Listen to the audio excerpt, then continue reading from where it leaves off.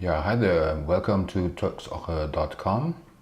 In today's little video tutorial, we want to take a look at the so-called exposure blending done with Photoshop, and we might take a look on the different methods with the mask and the layer and combination out of them.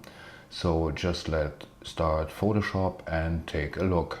Okay, I already started Adobe's Bridge and Photoshop, but you don't have to do it with the Bridge. You can also open your images from Lightroom and open them in Photoshop either as a layer or a smart object. Okay, we want to start with this one. Mark it, Control R to open it up in Camera Raw. And you see this pretty nice landscape from La Gomera, where I want to have the sky more intensive than on this picture. I can bring down the highlights a little bit and bring up the shadows, and of course apply the lens correction. Okay, that will do for any corrections in Camera Raw. Now it's important, you see here open image, that you press shift and this switches to open object, and we use this to open it as a smart object in Photoshop CC. Okay, there we go. We have the smart object layer here in Photoshop CC, but we want to darken the sky without interfering the landscape with the mountain and the hills down there. So we go to Layer, Smart Objects, and copy the smart object. The advantage is if you double click on the smart objects copy, it opens up Camera Raw, and now you can bring down the exposure like this one to bring down the sky area. This should be enough. Okay. Now it reads the file again, and since it is a top layer, the whole image will be darker. Okay, now we apply a mask. For this I usually use the focus mask, which is pretty good for masking out landscape and sky areas. Okay, now let's control. Okay, it didn't get the hill complete, so we have to increase the parameter for in focus range. Okay, that should be enough. That's right. And now we click on the mask, add the mask to selection, inverse the selection, do another mask with this new selection only valid for the sky area.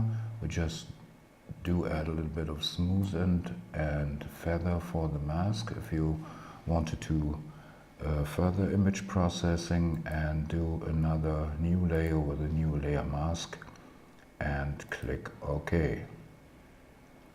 Now that is already what we want. If you make the top layer visible, that is without infecting the landscape area. Okay, we delete this, go for the second example. We keep this copy I made already, which is a lot darker. Now we click here on the mask symbol and go to image and apply image, which generates a mask from the image. This is important if you have like landscape with a lot of trees where masking is a whole lot of trouble. That would be a lot easier to generate a mask from the image itself. Okay, with Ctrl L we get into the tonal correction, where we can adjust the mask. Okay, something like that one. And here again we have a darker sky, which could be a base for further processing. Okay, that were two examples with only one image, where you can easily virtually do an image with a darker or brighter exposure. Go back to the bridge, and now we want to do an example with bracketing shots like this one here from Frankfurt in Germany. Just mark them and hit Ctrl R again for opening up all those images in the camera raw, and select all of them. First we do is lens correction. Since this is done with the old kit lens, you might not find the appropriate profile. Now what we do, we select the brightest image, bring down the highlights and open up the shadows a little bit as a preparation for combining those images. Do the same with the mid exposure. And now we open up all of those images as images in Photoshop. Make Ctrl A, Ctrl C to copy the image, insert it into the first, make the same with the second image, Ctrl A, Ctrl C and Ctrl V.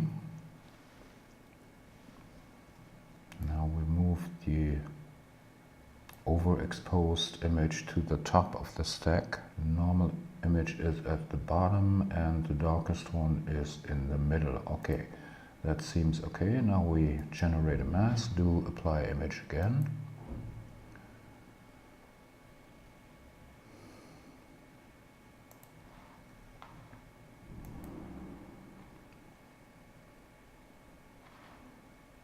Do the same with the top layer, but here,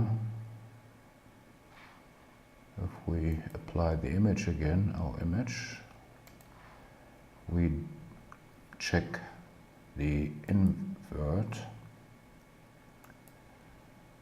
and as you can see, without any further editing, that is a pretty pleasant result of the image.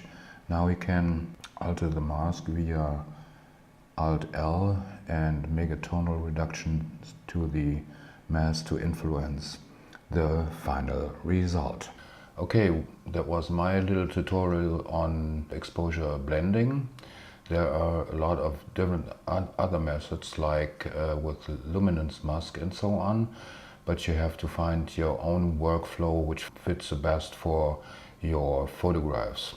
I think the exposure blending is a little bit more neutral than the standard HDR tools, and it's not complicated to do it if you have like Photoshop, and this should work in a way also on Affinity Photo or on OnePhoto RAW. Okay, if you like this video tutorial, just leave a comment.